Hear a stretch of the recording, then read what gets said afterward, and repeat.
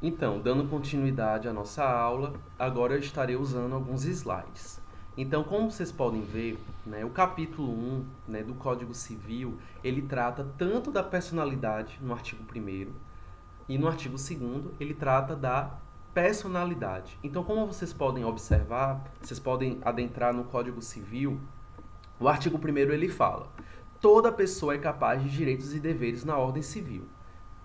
Em seguida, ele trata, né, do que é a personalidade, de quando começa a personalidade. Então, a personalidade civil da pessoa, e aqui ele está falando da pessoa natural, do ser humano, ela começa no nascimento com vida. Ou seja, a pessoa com vida que terá direito, capacidade de direito, por exemplo, de ser herdeira, né, de receber uma doação.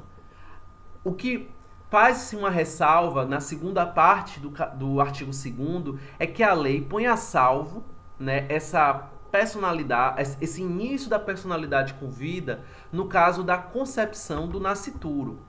Como assim? O nascituro, ele tem personalidade. O nascituro é aquela pessoa que está ainda no ventre, né, que ainda não nasceu, o ser que ainda não nasceu. Este ser, ele tem capacidade de direitos, ele pode exercer direitos, ele pode receber uma doação, ele pode ser herdeiros. O que a doutrina trabalha, majoritariamente, existem divergências, é que o nascituro ele tem expectativas de direitos. Existem direitos do nascituro, mas no sentido não estrito da palavra de direito, né, na questão do direito e do dever, mas de uma expectativa, ou seja, enquanto ele não nasceu, ele pode receber uma doação, né? Ele pode, quem sabe, tornar-se herdeiro, mas ele só vai poder exercer esse direito de fato quando ele nascer.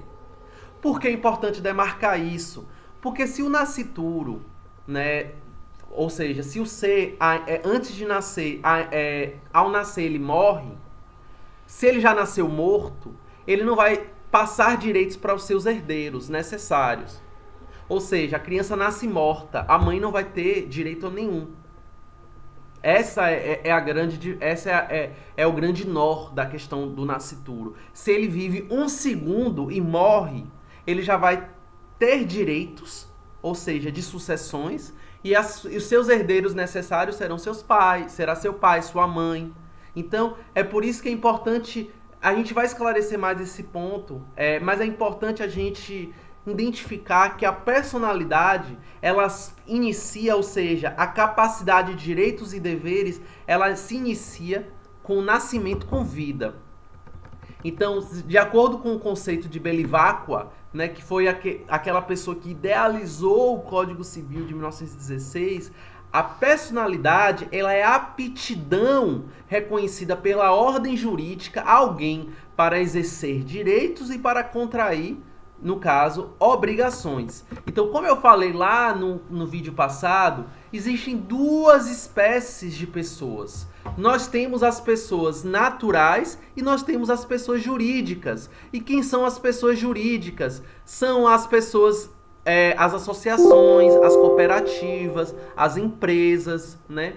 A pessoa jurídica de direito público, as pessoas jurídica de direito privado. Então, pessoa natural também é chamado de física, a pessoa física, o CPF, né?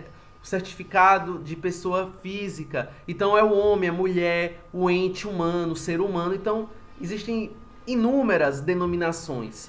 Então, a pessoa jurídica é uma criação do homem, né? É uma criação das mulheres. É uma entidade formada pela soma de esforços de pessoas naturais ou por uma destinação específica de um patrimônio.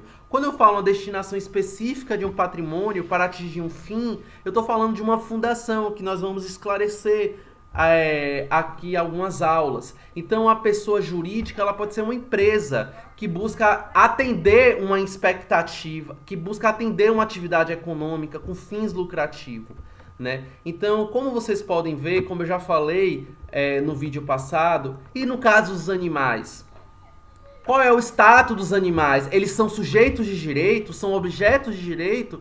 Então, esse ponto já foi esclarecido. Então, pessoa se nós levarmos em consideração o direito moderno, né, o Estado de Direito, são aqueles que são sujeitos de direitos, né? E desde o fim da escravidão, todos os seres humanos são sujeitos de direitos.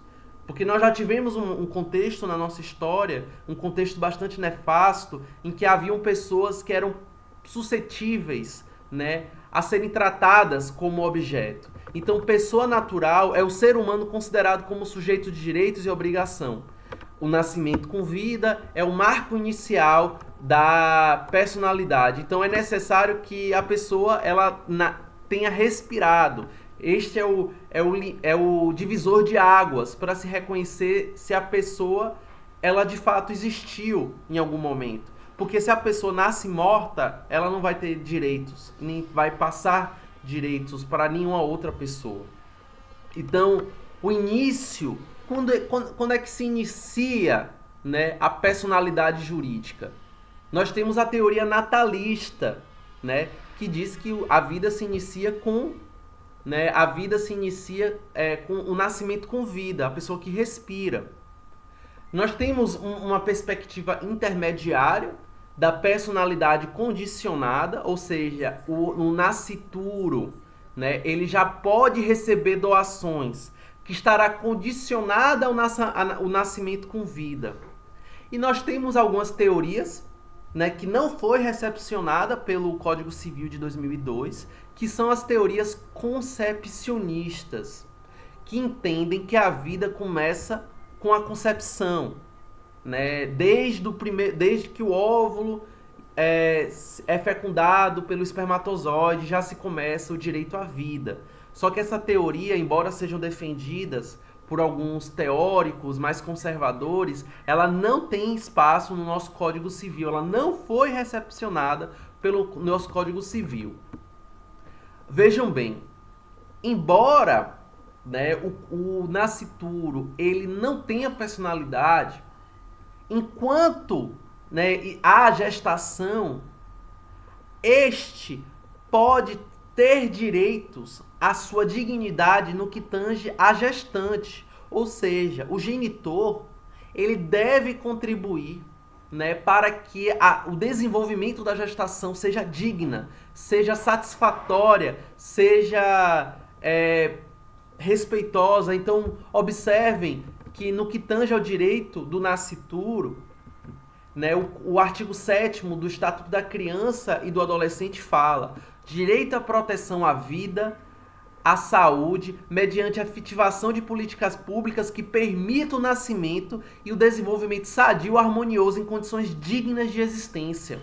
Então é importante que sejam garantidos, que sejam realizadas políticas públicas, que o genitor participe também, né, desse processo, né, até que haja o nascimento. Então não é porque ele não tem personalidade que o genitor ele não deve participar, né, que ele não deve participar do processo da gravidez, né? É por isso que existem políticas como a política, as realizações das consultas pré-natais, né? Tanto que os homens também devem participar dessas políticas.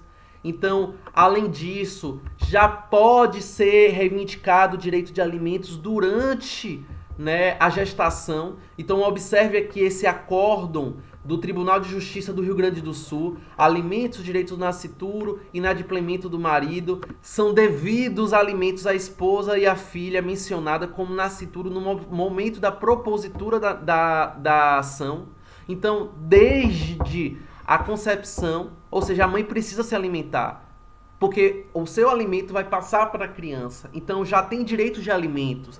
Claro, quem vai exigir esse direito não vai ser quem vai estar lá na qualificação da ação, não vai ser o nascituro, né? Uma petição, né, ela é um instrumento para solicitar um direito.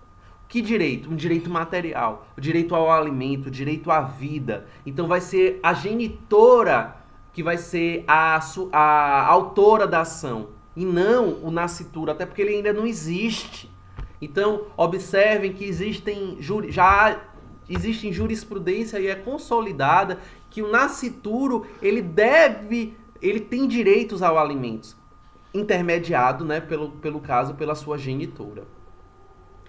Por fim, né, só para encerrar esse vídeo, reclamação, reclamante submetida ao processo de extradição, coleta do material biológico na placenta com propósito de fazer exame de DNA para averiguação da paternidade do nascituro, embora haja oposição da extraditanda, ou seja, da pessoa que vai ser extraditada.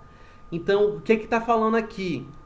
Que o nascituro, né, ele ainda, né, não é sujeito de direitos, no caso da capacidade de direitos, mas que pode-se mesmo assim ser feito o exame de maternidade. Porque se o pai for brasileiro, essa criança ela é brasileira. A extradição ela é para pessoas que não são brasileiras natas. Então, se a pessoa cometeu um crime fora do Brasil, mora aqui, e ela engravida de um brasileiro, há uma expectativa de usufruto de direitos no momento que esse nascituro venha ter vida com o nascimento. Logo, ele vai ser brasileiro, então ele não pode ser extraditado. Então essa mulher ela não pode ser extraditada até que se descubra a paternidade dessa criança. Porque se essa criança for brasileira, ela tem o direito de permanecer no Brasil. Então agora eu encerro essa primeira parte da aula.